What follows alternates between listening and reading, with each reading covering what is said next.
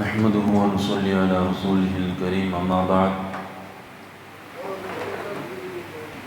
فقد قال الله تبارك وتعالى في القرآن الكريم والفرقان المجيد أعوذ بالله من الشيطان الرجيم بسم الله الرحمن الرحيم يوصيكم الله في أولادكم للذكر مثل حظ الأنثيين فإن كن نساء فوق اثنتين فلهن ثلثا ما ترك صدق الله العلي العظيم.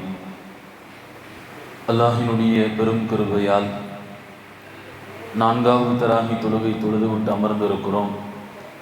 அல்லாஹ் நம்மவர்களுடைய தராகி தொழுகையை கபூல் செய்வானாக.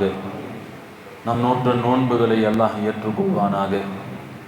மீதமுள்ள நாட்களிலே ஆரோக்கியமாக நோன்பு வைப்பதற்கும் நின்று வணங்குவதற்கும் அல்லாஹ் தௌஃபீக் செய்வானாக.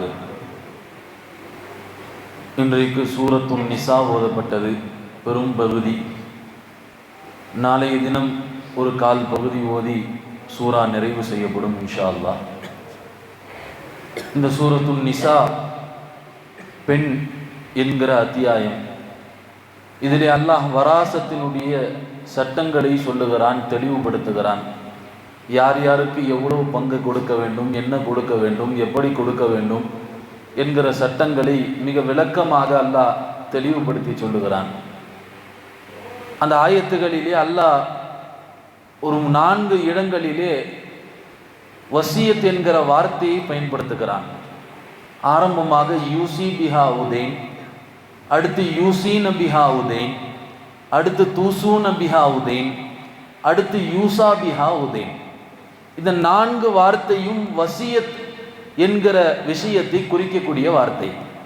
சரி, மார்க்கத்திலே வசியத் என்பதுனா என்ன? அப்போ இன்றைய தராவியினுடைய சிந்தனையிலே வசியத்து சம்பந்தமான சில விஷயங்களை நாம் தெரிந்து கொள்ள வேண்டும். வசியத்துனா என்ன? இது மார்க்கத்தில் இருக்கிறதா? சரி, இருந்தால் வசியத்து எப்படி செய்ய வேண்டும், யாருக்கு செய்ய வேண்டும் என்பதை குறித்து ஒரு விளக்கம். வசியத் என்பது 2 வகை, 2 டைப்ஸாக இருக்கிறது. முதலாவது வசியத் என்னவென்று சொன்னால் ஆன்மீக ரீதியான வசியத். ஒருத்தர் மௌத்தாகக்கூடிய நேரத்தில் பிள்ளைகளை, மருமகளை எல்லாத்தையும் கூப்பிட்டு, எப்பா எனக்கு மௌத்துடைய நேரம் வந்துச்ச மாதிரி தெரியுது, அதனால் களிமாவோட இரு, தொழுகு, குரான் ஓது, 5 நேரம் பேணி தொழுகு, நான் இன்னென்ன நல்ல காரியெல்லாம் செய்கிறேன், அதெல்லாம் நீ கடைசி தொடர்ந்து செஞ்சுக்கிட்டே இரு. இப்படி ஆன்மீக ரீதியான வசியத் இது முதல் விஷயம். இரண்டாவது வசியத் இருக்கிறது, இது பொருளாதார வசியத். அவர் விட்டுட்டு போன சொத்துல சில சொத்துகள் இருக்கும். அப்போ அந்த சொத்துகளில் இருந்து என்ன செய்கிறார், ஒரு பகுதி என்ன செய்கிறார், இந்த மதரசாவுக்கோ இல்லை இந்த பள்ளிக்கோ என்ன செய்யறங்க, பிள்ளைகளை கூப்பிட்டு இதை கொடுத்துருங்க என்பதாக சொல்லக்கூடிய வசியத் இருக்கிறது. இது பொருளாதார ரீதியான வசியத்.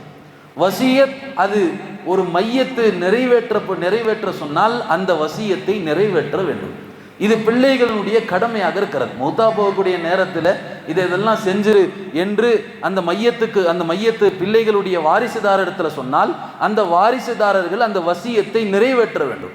சரி, இப்போ ஒருத்தர் மௌத்தா போகக்கூடிய நேரத்தில் கட்டாயமா பிள்ளைகளை கூப்பிட்டு இப்படிலாம் செஞ்சிரு அப்படின்னு சொல்லணுமா? அப்படின்னா மார்க்கம் இந்த வசியத்திற்கு முஸ்தஹப் என்கிற விஷயத்தை சொல்லுகிறது.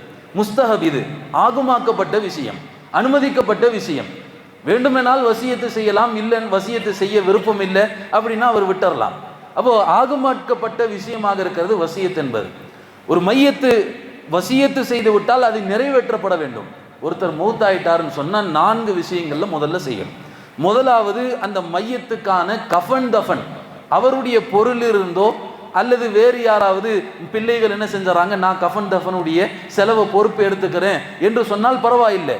அப்படி எந்த வகையுமே இல்லை அப்படின்னு சொன்னா அந்த மையத்தினுடைய பொருள்ல இருந்து எடுக்கணும். கஃபனுக்கான தஃபனுக்கான செலவு, அடக்குவதற்காக வேண்டி அந்த கஃபன் துணிக்காக வேண்டி செலவு. அப்போ இது முதல் விஷயம்.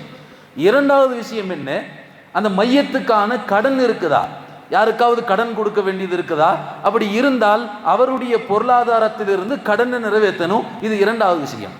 மூணாவது விஷயம், அந்த மையத்து யாருக்காவது வசியத்து செஞ்சிருக்கிறாரா, பிள்ளைகளை கூப்பிட்டு அல்லது வேற யாராவது கூப்பிட்டு இந்த இடத்துக்கெல்லாம் இந்த காசை கொடுத்துருங்க, என்னுடைய செல்வத்திலிருந்து ஒரு பகுதியை கொடுத்துருங்க என்று வசியத்து செஞ்சிருக்காரா? அந்த வசியத்து நிறைவேற்றப்படணும். இது மூன்றாவது விஷயம். நான்காவது தான் எங்க வரணும்னு சொன்னா சொத்தை பங்கு போடுற விஷயத்துல வரணும். சொத்தை பங்கு அது 4வது இடத்துல இருக்குது. அப்போ என்ன செய்யணும், மையத்தினுடைய சொத்துக்கள் இருந்துச்சுன்னு சொன்னா அது யார் யாருக்கு எவ்வளோன்னு சொல்லி அல்லாஹ் குர்ஆன்ல தெளிவா சொல்லி இருக்கிறான். அந்த சொத்துக்களை சரிசமமாக சரியான முறையில் பங்கிடணும்.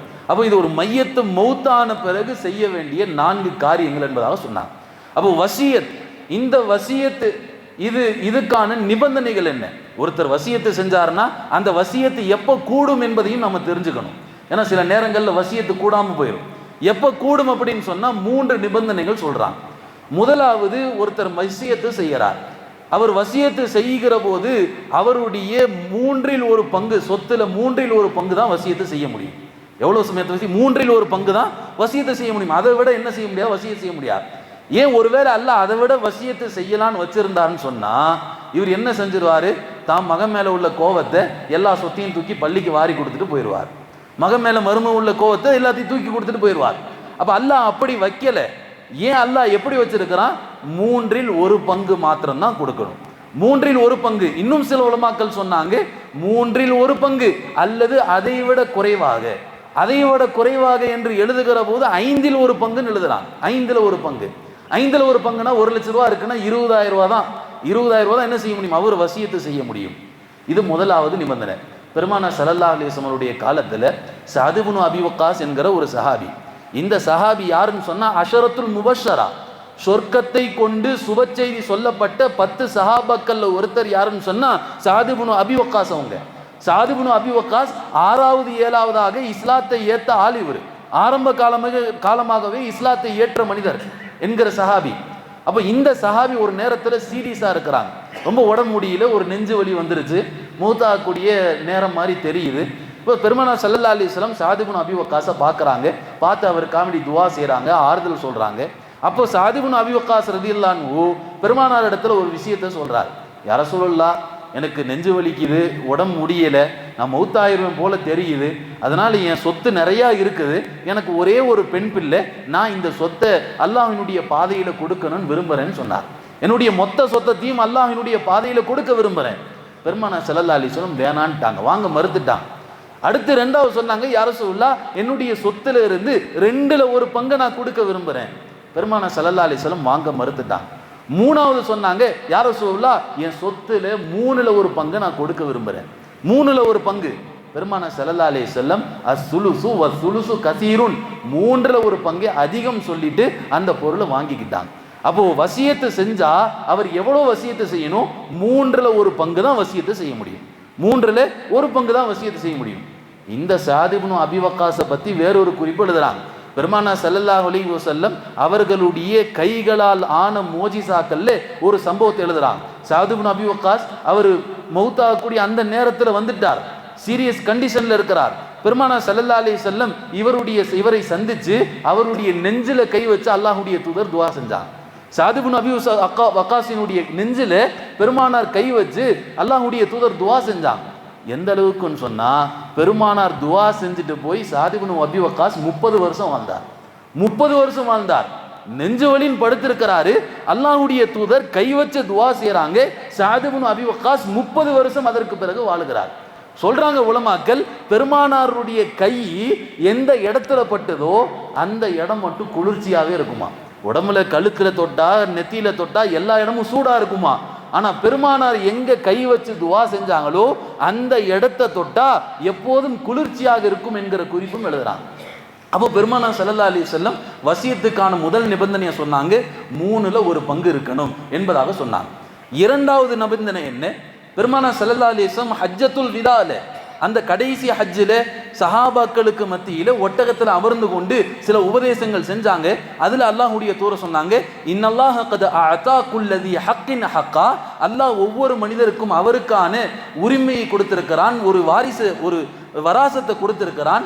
அதனால ஃபலா வராசத்தலி வாரிசின் ஃபலா வசியத்தலி வாரிசின், எனவே வாரிசுதாரர்களுக்கு வசியத்தை செய்ய முடியாது, வாரிசுதாரர்களுக்கு வசியத்து செய்ய முடியாது. 2வது நிபந்தனை என்ன, வாரிசுதாரர்களுக்கு வசியத்து செய்ய முடியாதுன்னு சொன்னாங்க. ஏன் வாரிசுதாரர்களுக்கு வசியத்து செய்யறதா இருந்தா, இவருக்கு 3 புள்ளன்னு வைங்க, இவர் என்ன செய்வாரு, ஒரு புள்ள மீது ரொம்ப அளவு கடந்த பாசம் வச்சிருப்பார். அப்போ என்ன செய்வார், சொத்தை முழுக்க தூக்கி அந்த புள்ளைகிட்ட கொடுத்துட்டு போயிடுவார். இப்போ மீதம் இருக்கக்கூடிய 2 பிள்ளைகள் அவர்கள் பாதிக்கப்பட்ட மக்களா இருக்கிறாங்க. அப்போ அவரவர்களுக்கான பங்கு என்னன்னு சொல்லி மார்க்கத்தில் சொல்லப்பட்டிருக்கிறது. அதனால் என்ன செய்யக்கூடாது, வாரிசுதாரர்களுக்கு வசியத் என்பது இல்லை என்பதாக பெருமானார் ஸல்லல்லாஹு அலைஹி வஸல்லம் சொன்னாங்க. அப்போ இது இரண்டாவது நிபந்தனை, வாரிசுதாரர்களுக்கு வசியத்தை செஞ்சீங்கன்னா அந்த வசியத்து கூடாது. மூணாவது நிபந்தனை, ஒருத்தர் ஹராமான விஷயத்திற்கு வசியத்தை செய்ய முடியாது. ஹராமான விஷயம், சொத்துல வச்சிருக்கிறார் கொஞ்சம் பகுதியை, ஒரு ஏதாவது ஒரு சினிமா மாலுக்கோ அல்லது வேறு எதுக்காவது ஹராமான விஷயத்திற்கு, அல்லாஹ் தடுக்கப்பட்ட ஹராமான விஷயத்திற்கு இந்த பொருளை எடுத்து இப்போ செலவிடுங்க அப்படின்னு சொல்லி வசியத்தை செஞ்சாருன்னு சொன்னால் அந்த வசியத்தும் கூடாது என்பதாக சொன்னார். அப்போ இந்த மூன்று நிபந்தனை, ஒன்று மூன்றில் ஒரு பங்கு இருக்கணும், வாரிசுதாரருக்கு வசியத்தை செய்யக்கூடாது, ஹராமான விஷயத்திற்கு வசியத்தை செய்யக்கூடாது. இதில் இல்லாமல் ஒருத்தர் வசியத்தை செய்கிறார். உதாரணமாக என் செல்வத்தில் மூத்தாகக்கூடிய சமயத்தில் என்னுடைய பொருளில் இருந்து மூணில் ஒரு பங்கு அல்லது கொஞ்சத்தை தூக்கி என்ன செய்யுங்க, பள்ளிவாசல் கட்டுவதற்காக வேண்டி வச்சுக்கோங்க, இல்லை மதரசாவுக்காக வேண்டி உதவிக்காக வேண்டி வச்சுக்கோங்க, இல்லது வேறு ஏதாவது ஒரு பயணிகள் தேவைக்காக வேண்டி இலை மறுவதற்காக வேண்டி அங்கே ஒரு இலை கொடைக்காக வேண்டி வச்சுக்கோங்க, அல்லது வேறு எதுக்காவது, இப்படி எதுக்காவது மார்க்க ரீதியாக அனுமதிக்கப்பட்ட விஷயத்திற்கு ஒருத்தர் வசியத்தை செஞ்சாருன்னு சொன்னால் அந்த வசியத் கூடும் என்பதாக சொல்லி காட்டினாங்க. அப்போ இதுதான் அல்லாஹ் தஆலா இன்றைக்கு ஓதப்பட்ட அந்த குர்ஆனுடைய வசனங்களில் அல்லாஹ் சொல்லக்கூடிய சட்டங்களாக இருக்கிறது. குர்ஆனிலே அல்லாஹ் என்ன சட்டங்கள் எல்லாம் சொல்லியிருக்கிறானோ அதை முழுமையாக பேணி அமல் செய்யக்கூடிய நசீபை நம் அனைவர்களுக்கும் தந்தருள்வானாக. வாஹிரு தஅவானா அல்ஹம்துலில்லாஹி ரப்பில் ஆலமீன்.